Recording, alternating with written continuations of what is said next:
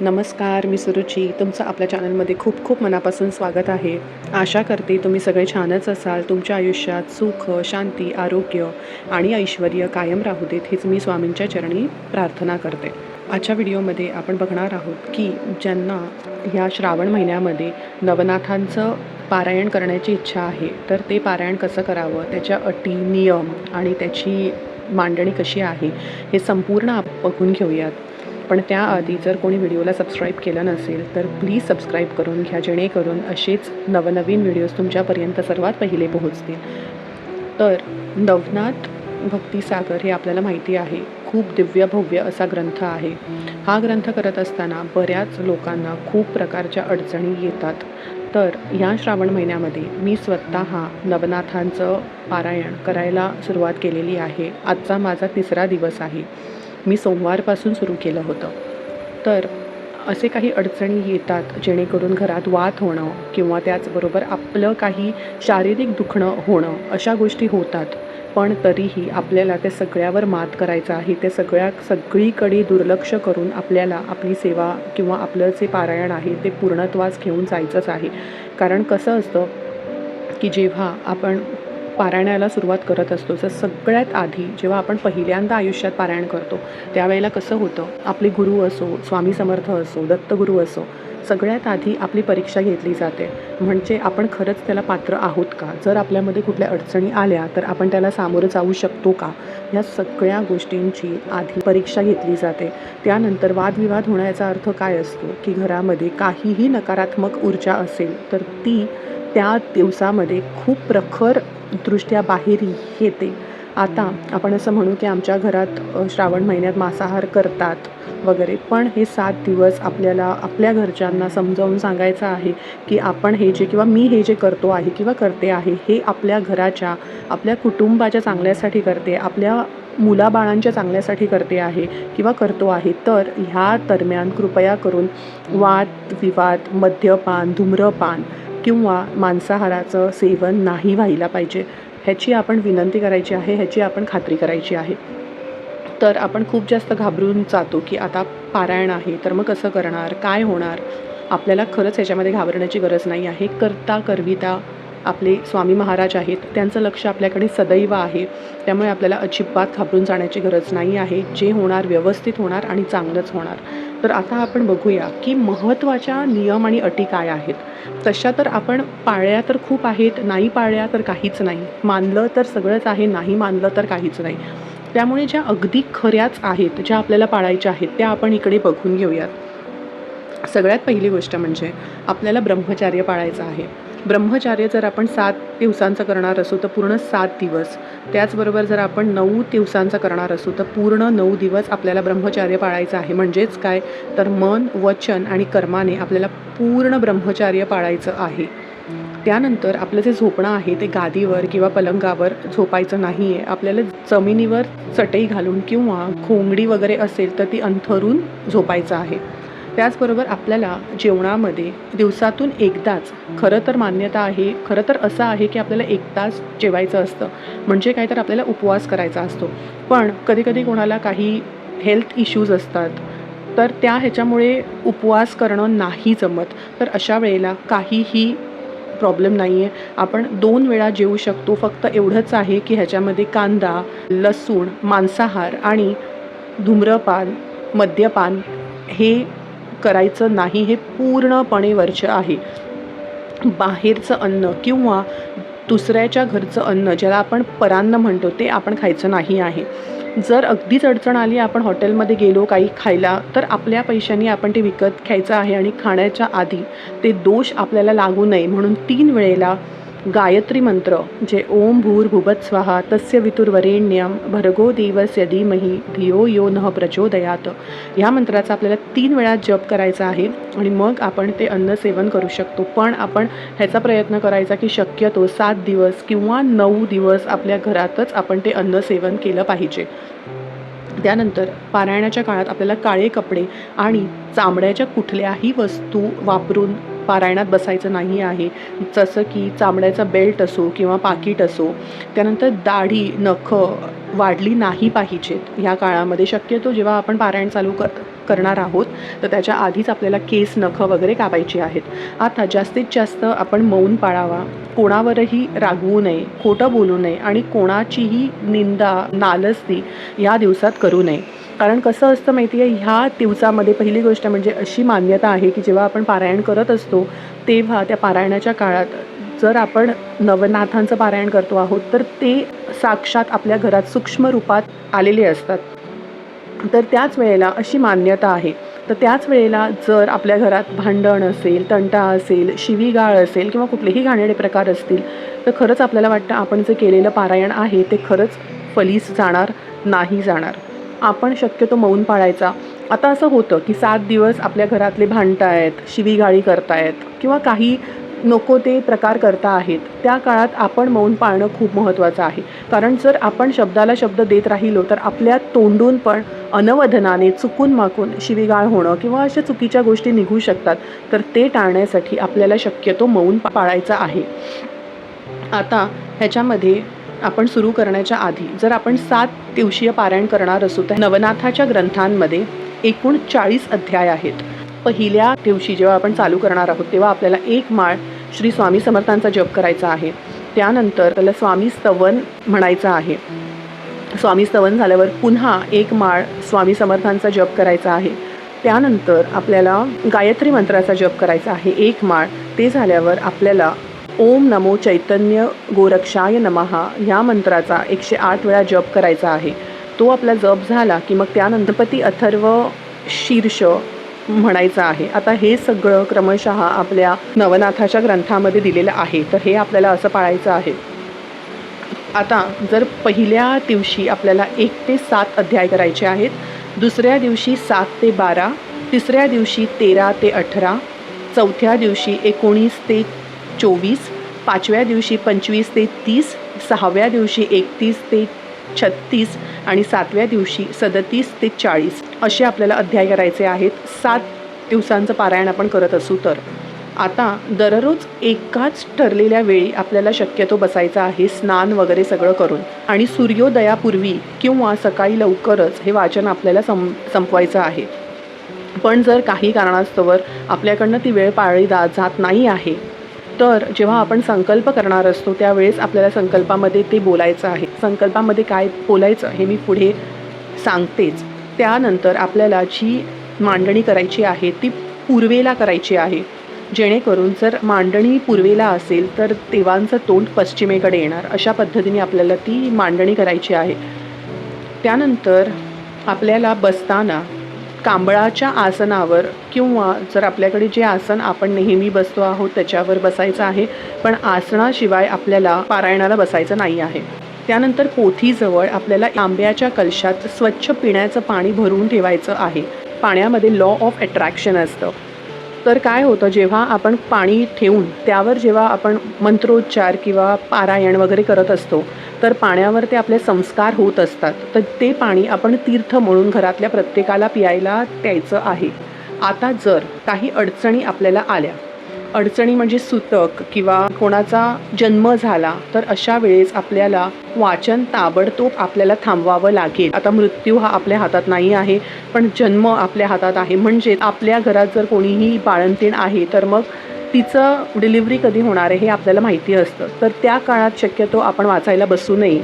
आणि जर आपल्याला नाहीच माहिती असेल, असं कोणीतरी लांबचे असतील आणि जर आपण वाचायला बसलो तर अशा काळामध्ये आपल्याला ते वाचन ताबडतोब थांबवायचं आहे. पण सुतक संपल्यावर 7 दिवसाचं पारायण करतो आहोत आणि या 7 दिवसामध्ये जर 6व्या दिवसावर जरी कोणाचा आपल्याला समजलं की कोणीही मृत झालंय किंवा कोणीही बाळंत झालं आहे, अशा वेळेला आपल्याला ते 9 दिवस थांबवून पुन्हा नव्याने पारायणाला सुरुवात करावी लागते.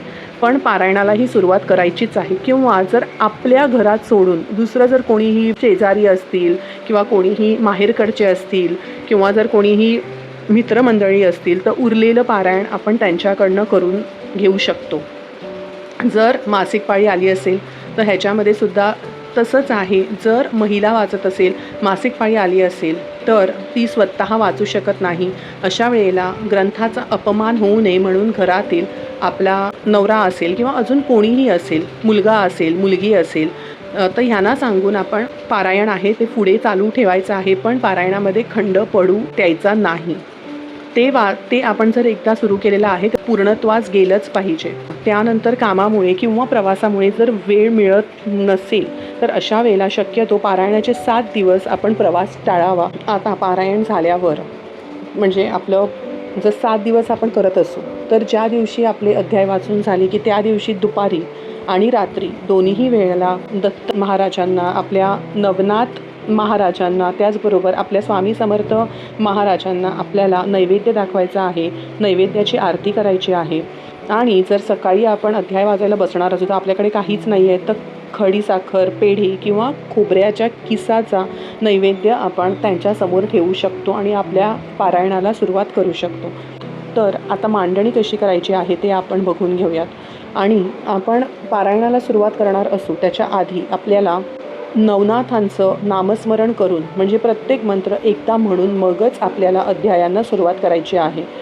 ओम चैतन्य मच्छिंद्र नाथाय नमः, ओम चैतन्य गोरक्षनाथाय नमः, ओम चैतन्य गहिनी नाथाय नमः, ओम चैतन्य जालिंदर नाथाय नमः, ओम चैतन्य कनिफनाथाय नमः, ओम चैतन्य भर्तरी नाथाय नमः, ओम चैतन्य रेवननाथाय नमः, ओम चैतन्य वटसिद्धी नागनाथाय नमः, ओम चैतन्य चरपटी नाथाय नमः. त्यानंतर आपल्याला आपल्या गुरुचा मंत्र म्हणायचा आहे, तो म्हणजे श्री स्वामी समर्थ 108 वेळा किंवा दिगंबरा दिगंबरा श्रीपाद वल्लभ दिगंबरा या मंत्राचा आपल्याला अखंड जप करायचा आहे. आता ह्या झाल्या नियम आणि अटी. आता आपल्याला मांडणी कशी करायची आहे ते आपण बघून घेऊयात. सगळ्यात पहिलं आपल्याला आपण मांडणार असू जिथे कुठे तिथे आपल्याला पहिली जागा अगदी स्वच्छ धुवून पुसून कचरा वगैरे काढून स्वच्छ करायचा आहे. तिकडे आपल्याला गोमूत्र शिंपडून घ्यायचं आहे. त्यानंतर सर्वात प्रथम आपल्याला खाली स्वस्तिक काढायचं. स्वस्तिकावर एक चौरंग किंवा पाट मांडायचा आहे. त्याच्या डाव्या हाताला आपल्याला अजून एक पाट मांडायचा आहे, कारण जसं मी बोलले तसं सूक्ष्म रूपात ज्या ग्रंथाचं आपण पारायण करतो आहोत, आता इथे आपण नवनाथांचं पारायण करतो आहोत, तर अशी मान्यता आहे की ते सूक्ष्म रूपात आपल्या घरात येऊन तिथे बसतात. त्यासाठी त्यांना आसन म्हणून आपल्याला तिकडे पाट मांडून ठेवायचा आहे. आता दोन्हीही पाटावर चौरंगावर पाटावर लाल किंवा पिवळं वस्त्र आपल्याला अंथरायचं आहे. सगळ्यात आधी गणपती बाप्पाची मूर्ती किंवा सुपारी आपल्याला स्थापन करायची आहे. तर जर आपण विड्याचं पान सगळीकडे वापरायला गेलो तर या 7 दिवसामध्ये ते पूर्ण कोमेजून पूर्ण सुकून जाणार. त्यामुळे आपल्याला तांदळाची रास करायची, त्यावर हळद कुंकू व्हायचं, रुपयाचं नाणं खाली ठेवायचं, त्याच्यावर सुपारी ठेवायची, हळद कुंकू अक्षदा आणि फूल वाहायचं आणि नैवेद्य अर्पण करून धूप दीप दाखवून आपल्याला सगळ्यात आधी गणपती बाप्पाची स्थापना करून घ्यायची आहे. त्यानंतर आपल्याकडे दत्तगुरूंची मूर्ती असेल, फोटो असेल तर तो स्थापन करायचा आहे. त्याचबरोबर आपल्या स्वामी समर्थांची मूर्ती असेल, फोटो असेल तर त्याची स्थापना करायची आहे. आणि जर आपल्याकडे नवनाथांचा फोटो असेल तर तो आवर्जून आपल्याला मांडणीमध्ये ठेवायचा आहे. त्यानंतर आपल्याला एक कलशाची स्थापना करायची आहे. कलशामध्ये एक कलश घ्यायचा, त्यामध्ये 5 नाम ओढायचे, त्याच्यामध्ये पाणी घालायचं, त्यानंतर हळद कुंकू अक्षदा फूल दुर्वा हे सगळं घालून त्यावर 5 विड्याची पानं ठेवायची आणि जो श्रीफळ असतं ते त्यावर आपल्याला स्थापन करायचं आहे. त्याला हळद कुंकू लावून फुलं लावून तांदळाच्या राशीवर हळद कुंकू घालून आपल्या डाव्या बाजूला म्हणजेच देवांच्या उजव्या बाजूला आपल्याला ते स्थापन करायचं आहे. त्यानंतर आपण ज्याही मूर्ती किंवा फोटो ठेवणार असू तर त्यावर अभिषेक करूनच आपल्याला ते मांडणीमध्ये ठेवायचं आहे. तर स्वामी समर्थांचा फोटो खाली अक्षदा हळद कुंकू वाहून त्यावर मूर्ती स्थापन करायची, फोटो स्थापन करायचा आणि जर मूर्तीवर आपल्याला अभिषेक करायचा असेल तर फुलामध्ये पाणी घेऊन त्याच्यावर शिंपडून मग आपल्याला जे मंत्र आहे पुरुष सूक्त आणि श्री सूक्त म्हणून आपल्याला अभिषेक करायचा आहे. ते झाल्यावर मग पुन्हा 9 आपल्याला तांदळाच्या राशी करायच्या आहेत. म्हणजेच काय तर आपल्याला प्रत्येक राशीवर हळद कुंकू वाहायचं, त्यावर 1-1 रुपयाचं नाणं अशी 9 नाणी ठेवायची आहेत. त्यावर 9 सुपाऱ्या मांडायच्या आहेत. 9 सुपाऱ्या म्हणजे हे नाथांचं प्रतीक म्हणून आपल्याला तिकडे मांडायचं आहे. त्या प्रत्येक सुपारीवर अभिषेक करताना मी जे मंत्र बोलले होते ते एक मंत्र प्रत्येक सुपारीला बोलून आपल्याला 1-1 सुपारी अशी मांडणीमध्ये ठेवायची आहे आणि त्यावर हळद कुंकू आणि अक्षदा वाहायच्या. त्याचबरोबर आपल्याला 2 विड्याची पानं घेऊन त्यावर 1 रुपयाचं नाणं आणि 1 सुपारी ठेवून त्यावर पण हळद कुंकू अक्षदा आणि फुलं वाहून तो विडा म्हणून आपल्याला त्या मांडणीमध्ये अर्पण करायचं आहे. त्याबरोबर आपल्या डाव्या हाताला म्हणजेच देवांच्या उजव्या हाताला घंटा येणार आणि आपल्या उजव्या हाताला म्हणजेच देवांच्या डाव्या हाताला आपला शंख येणार. दक्षिणावरती किंवा वामवरती जो आपला शंख असेल तो.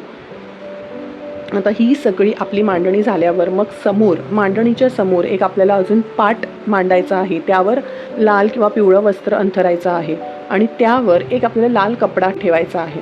म्हणजेच आपण जेव्हा पारायणाला सुरुवात करतो आहोत 6 अध्याय वाचून झाल्यावर आपल्याला पोथी बंद करायची नाही. ज्या अध्यायावर आपण थांबलो आहोत तोच अध्यायावर थांबून आपल्याला फक्त त्यावर जो आपण लाल वस्त्र ठेवला आहे किंवा लाल कपडा ठेवला आहे तो त्यावर अंथरायचा आहे, बंद करायचा आहे आणि आपल्याला त्यावर फूल अर्पण करायचं आहे. अशा प्रकारे ही आपल्याला मांडणी करायची आहे. अगदी साधी, सोपी आणि खूप सरळ मांडणी आहे. पण आपण एकदा मांडणी केल्यावर ती मांडणी आपल्याला सारखी सारखी उचलायची नाही.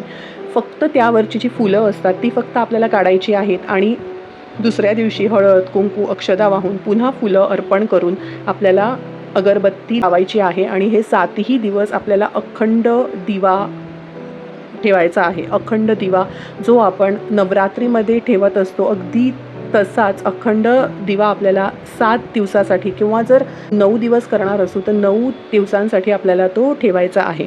अशा प्रकारे खूप साधी सोपी मांडणी आहे. ह्यामध्ये खूप आपल्याला काही केलं पाहिजे असं नाही आहे. फक्त आपण जी सेवा करतो आहोत, आपण जे मंत्रोच्चार करतो आहोत, आपण जे अध्याय वाचतो आहोत ह्याच्यावर आपल्याला जास्तीत जास्त भर घालायची आहे. कारण तेच शेवट फळीस जाणार आहे. त्यामुळे आपण काय वाहतोय देवाला त्यापेक्षा आपण श्रद्धेने किती पारायण करतो आहोत, आपण किती देवाचं नाव दिवसभर स्मरण करतो आहोत ह्याच्याकडे जास्त लक्ष दिलं पाहिजे. आता आपण कोणतीही सेवा करत असतो किंवा मांडणी करत असतो त्याच्या आधी आपल्याला संकल्प करायचा असतो. कारण जोपर्यंत आपण संकल्प करत नाही तोपर्यंत ती जी सेवा आहे ती आपली फळीस जात नाही.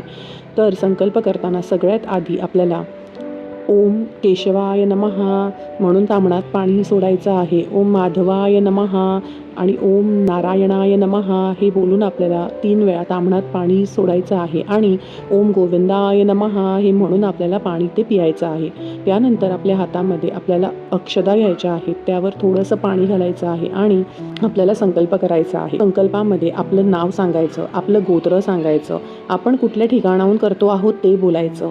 त्यानंतर आपली काय इच्छा आहे सांगायची. पारायण आपण कोणत्या वेळी करणार आहोत ते सांगायचं. किती दिवसांचं पारायण आहे ते बोलायचं आणि आपण जे पारायण करतो आहोत त्यामध्ये आपण त्या देवाला किंवा गुरूंना विनंती करायची की मी हे पारायण करायला घेतलेलं आहे तर हे 7 दिवसीय पारायण किंवा जितके दिवस आपण करणार असू तेवढ्या दिवसांचं हे पारायण पूर्णत्वास येऊ देत. त्याच्यामध्ये कुठलंही अडथळे, संकट किंवा विघ्न नको येऊ देत अशी आपण कळकळीची विनंती करायची आहे आणि तो संकल्प तिकडे सोडायचा आहे. आपली जी काही इच्छा आहे, आपण हे पारायण कशासाठी करतो आहोत हे सांगून आपल्याला संकल्प तिकडे सोडायचा आहे आणि हा संकल्प फक्त पहिल्या दिवशी आपल्याला घ्यायचा असतो पारायणाच्या.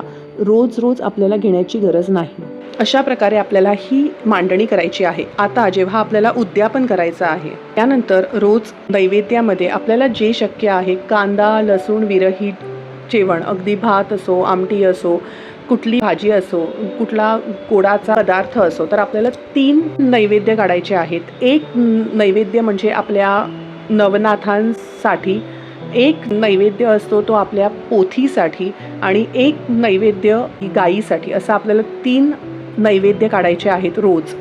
आणि त्याच्यानंतर आपण जेव्हा उद्यापन करणार असू त्यावेळेला आपल्याला उद्यापनामध्ये जर आपल्याला जमत असेल, जर आपल्याकडे आजूबाजूला असतील तर 9 लहान लहान जी मुलं असतात त्यांना आपल्याला बोलवायचं आहे. त्यांचे पाय वगैरे धुवून त्यांना अष्टगंध, कुंकू आणि अक्षदा वाहून त्यांना जे आपण जेवण केलेलं असतं तर जेवणामध्ये वरण, भात, घेवड्याच्या शेंगा, त्याचबरोबर उडदाची डाळ आणि तांदूळ असतात ह्याच्या पिठापासून बनवलेले वडे, तांदळाची खीर ही नवनाथांना खूप प्रिय आहे.